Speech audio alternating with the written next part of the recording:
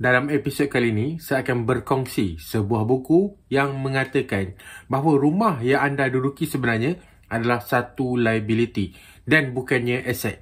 Walaupun rumah tersebut pada nama anda sendiri. Nak tahu buku apa dan kenapa buku itu berkata demikian? Saya akan sharekan dalam episod kali ini selepas visual ini. Klik butang subscribe dan juga ikon loceng untuk tidak ketinggalan tips-tips hebat dari kami. Assalamualaikum dan salam sejahtera. Bertemu kembali kita dalam satu lagi episod Malaysia Membaca bersama saya, hos anda, Sabri Hassan. Dalam episod kali ini, seperti telah saya janjikan, saya akan share sebuah buku legend, buku otai lah basically.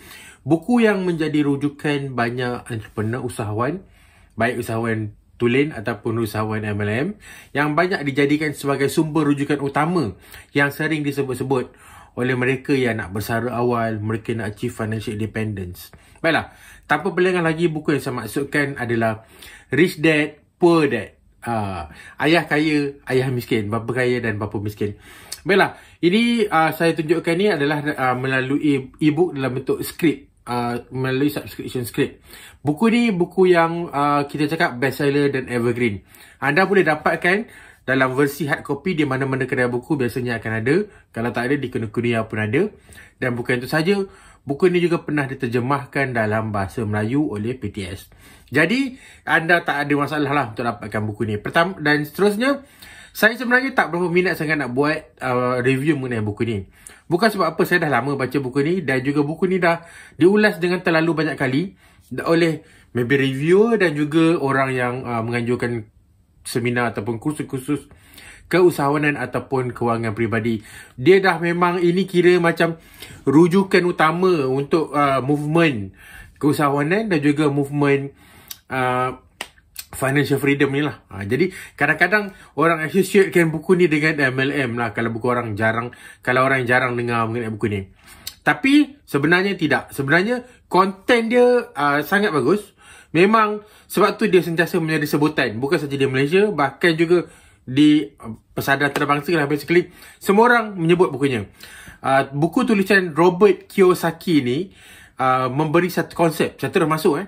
Konsep dia adalah dia ada dua orang bapa. Seorang bapa sebenar, bapa miskin, dan juga seorang bapa kaya.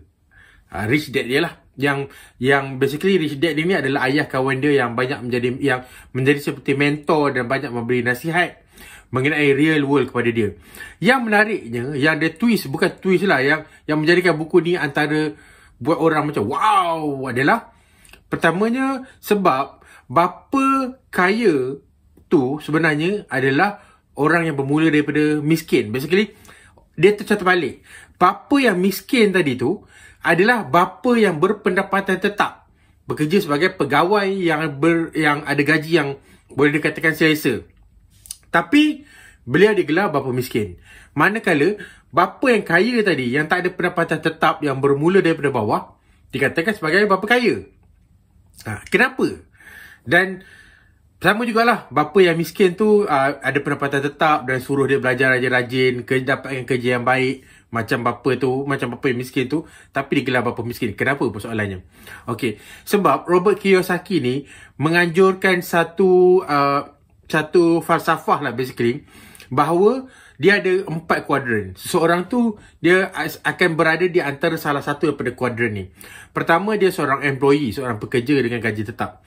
Bermaksud dia trade time for money, masa untuk wang. Kita kerja, kita dapat gaji. Kita tak kerja, kita tak dapat gaji. Walaupun kadang-kadang kat musim COVID ni kita tak kerja tapi tetap dapat gaji, tapi dia tak akan berterusan lama. Lama-lama kalau macam tu, mana-mana syarikat pun akan muflis, akan bankrupt. Okay? Dan tak dapat bayar gaji kita. Jadi employee ni kira ranking paling rendah lah, sebab kita trade time for money. Kemudian self-employed. Self-employed ni nampak nampak macam professional, nampak berjaya, tetapi sebenarnya mereka pun trade time for money. Contohnya macam accountant yang ada syarikat sendiri, peguam yang ada syarikat sendiri, profesional yang ada syarikat sendiri, ataupun businessman yang ada syarikat sendiri tapi dia sendiri mesti bekerja. Dia sendiri jaga orang yang ada kedai runcit basically. Itu adalah self-employed. Kalau macam peguam yang makan gaji kat firm orang, dia jadi employee, dia lagi rendah lah. Atas sikit daripada employee tadi adalah self-employed. Self-employed maksudnya mereka bekerja sendiri, mereka menggajikan diri sendiri. Kalau mereka tak bekerja, gaji tak ada. Jadi status dia macam atas sikit daripada self-employed, sebab atas sikit daripada employee, tapi sebenarnya mereka boleh dikatakan lagi bawah, sebab kalau diorang tak bekerja terus tak ada income. Okay, jadi employee, self-employed, dan kemudian ada business owner. B. Okay, kuadran B ni adalah mereka yang menggajikan orang lain. Nampak macam okey dah. Kira kalau dia tak ada dalam bisnes tu, masih boleh run lagi sikit-sikit, dia gajikan orang lain. Tetapi ada limit. Maksudnya dia taklah kaya sangat. Dia kaya sedikit, tapi kalau dia tak jumpa pekerja yang amanah, dia tak jumpa orang yang boleh menggantikan tempat dia, ataupun kalau pekerja tu lari, dia akan jadi dalam masalah lah. Jadi itu kuadran B, business owner, di mana orang bekerja untuk dia, orang tolong dia jadi kaya, orang buat duit untuk dia. Dan di kuadran terakhir, kuadran I, adalah investor. Investor ni lah kiranya ultimate goal oleh semua orang yang nak menjadi kaya.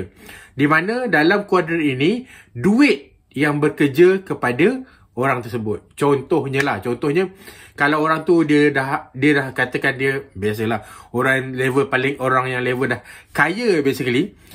Contohnya kalau macam katakan Tan Sri Syed Mohtar. Tan Sri Syed Mohtar mungkin bekerja sendiri, tetapi pada masa yang sama, beliau gunakan duit dia dan laburkan dalam beberapa syarikat lain. Syarikat lain tu diuruskan oleh orang lain. Beliau hanya bagi modal saja, orang lain yang akan kembangkan modal tu dan bagi keuntungan balik kepada Syed Mohtar. Itulah cara Syed Mohtar menjadi kaya. Syed Mohtar tak pergi buka kedai gaji 5-6 orang, buka kedai, kemudian dia sekali dengan orang-orang tu dia berniaga, kemudian bila dah habis berniaga tutup, bila betul esok pagi datang balik, buka balik. Jadi tak, dia kerja ke dia tak kerja ke, orang lain tetap bekerja hampir 24 jam untuk dia. Dia bagi duit je. Itu level investor, dan itulah level yang seorang tu kalau dia nak kaya, dia perlu berada dalam level tu lah, level I. Tapi tak semudah tu lah nak capai. Okay, overall buku Robert Kiyosaki ni sebenarnya dia banyak bercerita konsep mengenai ini.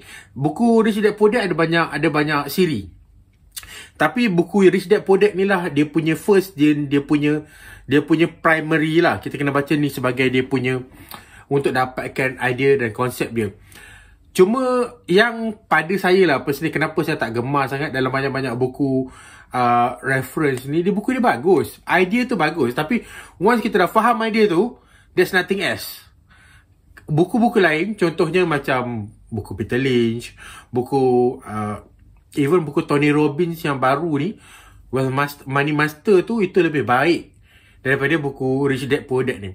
Rich Dad Poor Dad dia bagi konsep, tapi dia tak bagi cara how to, macam mana kita nak pergi ke situ. Dia cuma buka minda kita, kenapa itu penting, kenapa macam tu penting, kenapa kita kena tukar cara berfikir kita. Tapi macam mana nak achieve sesuatu tu, dia tak ada cerita. Baiklah, seterusnya, tadi saya juga dah cakap kenapa dalam konsep Robert Kiyosaki, rumah yang kita duduk tadi, walaupun rumah tu dibeli atas nama kita, dan dibeli atas nama kita, dalam geran nama kita, kenapa rumah tersebut adalah satu liability? Okey, sebab rumah tu tak dikira aset pada Robert Kiyosaki, sebab tiap-tiap bulan kita bayar untuk kita duduk dekat situ. Apa yang dianggap sebagai aset oleh Robert Kiyosaki? Robert Kiyosaki menganggap benda tu kalau akan generate duit kepada kita, generate pendapatan kepada kita, maka itu adalah aset. Maka rumah kita, kalau kita sewakan kepada orang, ataupun ada orang duduk dengan kita kat rumah tu, dan orang tu bayar sewa kepada kita, itu adalah aset. Tapi kalau kita sendiri duduk dan kita bayar kepada bank untuk duduk di rumah tu, itu bukanlah aset, itu adalah satu liability.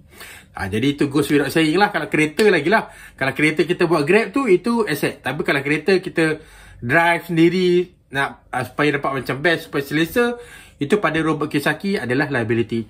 Dan kalau kita nak kaya, mengikut Robert Kiyosaki, kita kena banyakkan aset dan kurangkan liability. Baiklah, tapi kalau anda tak pernah lagi baca buku ni dan anda berminat untuk jadi orang kaya cepat, orang kaya lambat, ataupun nak jadi orang kaya, tak kisahlah time period dia, anda kena dapatkan buku ini. Ini adalah buku yang wajib baca kepada orang yang dah biasa dan biasa dengar istilah-istilah kekayaan kebebasan kewangan ni, maka saya rasa anda dah baca buku ni dan carilah buku-buku lain yang lebih baik. Baiklah, saya jumpa lagi dalam episod akan datang. Kalau anda ada sebarang cadangan, apapun buku yang perlu saya review, saya sila share di ruangan komen ni. Saya akan, insyaAllah kalau saya dapat, saya akan review pada masa akan datang. Untuk buku Rich Dad Poor Dad, saya terpaksa bagi 7. Dia walaupun saya tak berapa suka sangat, tapi sebab dia buku yang movement pun, dia buku yang level tahap dewa. Dia buku-buku yang otai tau, yang kita panggil dia sumber primary, atau buku yang tersohor dalam bidang dia. Mustahil lah dapat rendah kan. Jadi saya bagi 7/10 untuk buku Rich Dad Poor Dad. Yang lain tu, saya jumpa lagi dalam episod akan datang. Assalamualaikum.